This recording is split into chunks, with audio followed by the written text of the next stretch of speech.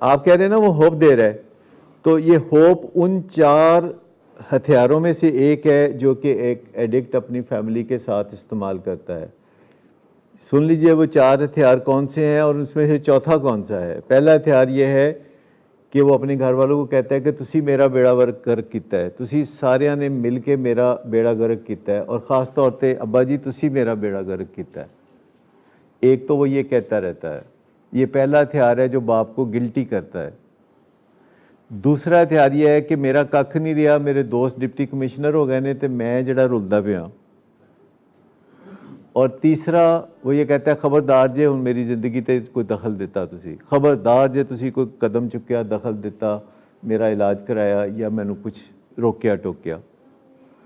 और चौथा ये है कि वो होप देता है, कहता है वैसे मेरा इरादा है कि अगले महीने मैं नशा छड़ देना है, पिंड जाके या किसी दोस्त को जाके या फ्रांस जाके या किसी रिहैब जाके अगले महीने में छड़ देना है। ये जो होप देता है ना, ये चौथा लीथल वेपन है। ये चौथा हथियार जो है ना सबसे ज़ोरदार है। घर वाले कहते हैं कहना तो पे अगले महीने छड़ देंगा। लिहाजा उम्मीद जिसे हम कहते हैं, ये इंसान के अपने अंदर एक टिमटमाता हुआ चिराग है। ये जो उम्मीद जिसको हम बहुत बड़ी बात समझते हैं, ये एक ऐसा टिमटमाता हुआ चिराग है जो हमें ज़िंदा रहने के लिए हौसला देता है।